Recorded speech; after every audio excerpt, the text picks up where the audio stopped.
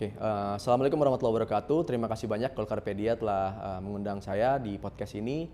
Perkenalkan, nama saya Al Hadid, usia saya 33 tahun dan sehari-hari saya beraktivitas sebagai wirausaha di bidang konstruksi migas dan sehari-hari saya juga aktif sebagai Ketua Komite Nasional Pemuda Indonesia di Jakarta Timur.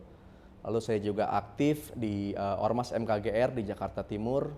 Lalu selain itu saya juga aktif di yayasan yang saya dirikan sendiri, Al Hadid Center, dari tahun 2020 sampai sekarang.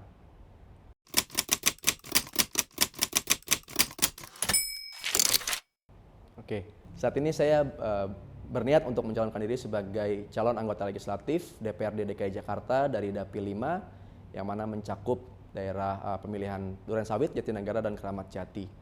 Kalau masalah strategi, kita memang sudah bergerak dari tahun 2020, jadi kita main jangka panjang.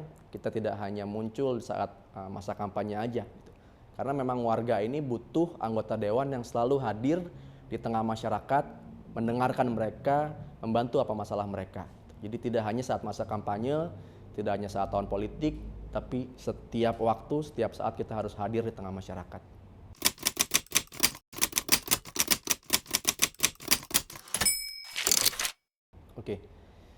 Kalau melihat dari hasil pemilu 2019, ya memang Partai Golkar menduduki peringkat 8 dari 10 partai yang masuk ke DPRD DKI Jakarta.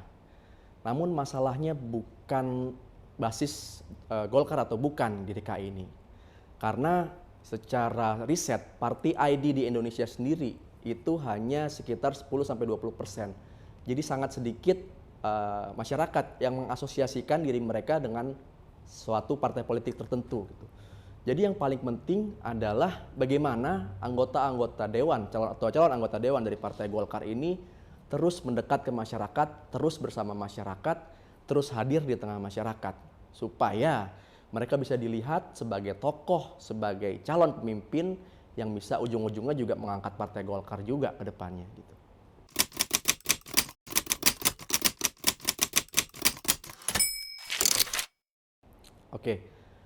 Dapil 5 ini merupakan daerah pemilihan yang cukup unik karena kalau kita lihat Dapil 5 ini, Keramat Jati, Jatinegara, dan Durensawit adalah pintu masuknya Jakarta. Kalau dari Jakarta Timur ya, pintu masuk Jakarta itu di Jakarta Timur ada di dapil saya gitu. Jadi memang sangat banyak, sangat multikultural gitu. Jadi banyak sekali etnis-etnis yang berada di Dapil 5 dengan karakteristik yang berbeda sekali.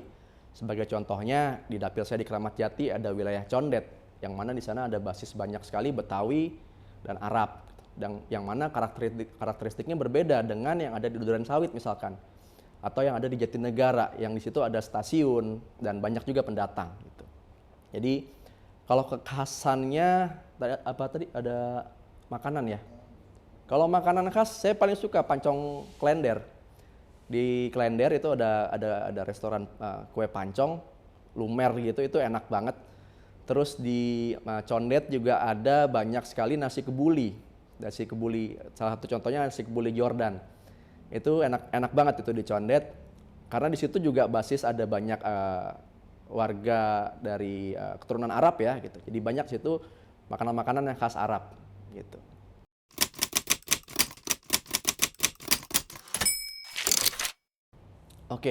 Yang pertama mungkin tentunya pasti banjir ya, karena di dapil saya Jatinegara dan Keramat Jati, Durensawit itu adalah tempat di mana ada BKT dan Kali Ciliwung gitu. Di situ banyak juga yang belum dinormalisasi nih kalinya gitu. Jadi ini harus segera dapat ditangani gitu, gimana supaya bisa direlokasi dengan damai, dengan aman, lalu juga bisa segera dinormalisasi kalinya supaya banjir bisa berkurang.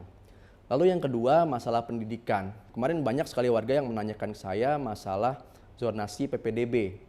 Nah, hal ini sebenarnya bisa diatasi dengan penambahan jumlah sekolah negeri. Karena sekolah negeri masih sangat kurang saya rasa di Jakarta. Karena sebagai contoh di Pondok Kelapa aja, itu jumlah SD negeri dengan SD swasta itu masih banyakkan SD swasta. Yang mana sekolah swasta tentu biayanya jauh lebih mahal daripada sekolah negeri gitu. Jadi memang harus memperbanyak lagi sekolah negerinya. Lalu jumlah SD, SMP dengan SMA, jumlah sekolahnya itu harus sama gitu. Karena yang terjadi sekarang jumlah SD-nya lebih banyak daripada SMP-nya, jumlah SMA-nya lebih banyak, SD-nya lebih banyak daripada SMP, SMP lebih banyak daripada SMA gitu.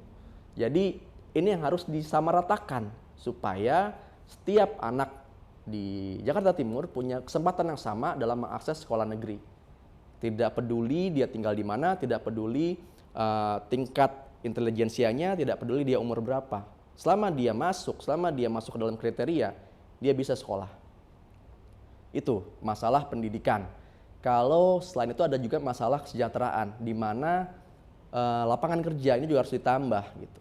Di wilayah Keramat Jati, di situ ada banyak pasar, ada pasar induk, ada pasar Keramat Jati dan lain sebagainya. Nah, pasar-pasar ini harus ditata dengan rapi. Pedagang-pedagangnya harus dibuatkan sebuah koperasi atau sebuah instrumen, sebuah wadah supaya mereka tidak berantakan, bisa diatur gitu kan.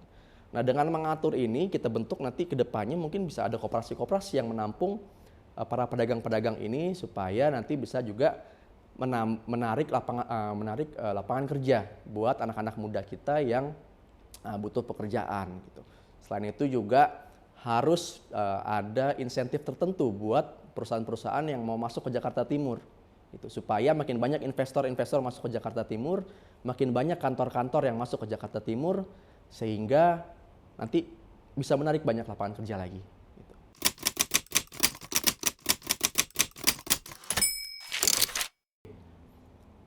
Kalau incumbent di tahun ini sudah ada, tapi beliau tidak maju lagi di tahun 2024. Jadi bisa kita bilang tidak ada incumbent. Jadi kursi kosong di Partai Golkar ini bisa diperebutkan oleh 10 calon anggota legislatif dari Partai Golkar. Yang mana saya rasa ini merupakan kesempatan yang baik buat kami supaya lebih sering lagi terjun ke masyarakat, lebih sering lagi menarik suara hati masyarakat supaya mereka tertarik dengan Golkar. Mereka bisa tahu visi misi Golkar ke depannya terkait kesejahteraan seperti apa gitu.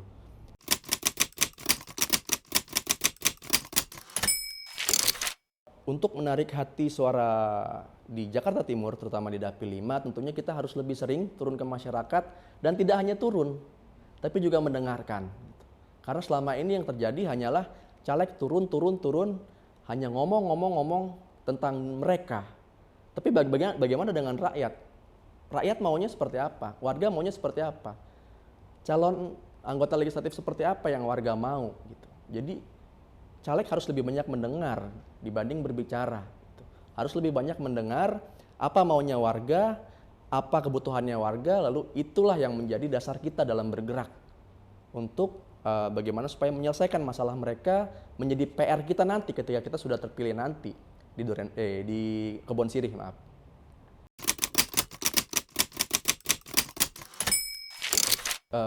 Kader-kader kita, konstituen kita, warga Jakarta Timur di Dapil 5, ayo kita datang sama-sama ke TPS di tanggal 14 Februari 2024. Gunakan hak pilih kalian, pilih dengan hati, jangan mau diiming-imingi oleh nominal tertentu, jangan mau diiming-imingi oleh barang-barang tertentu.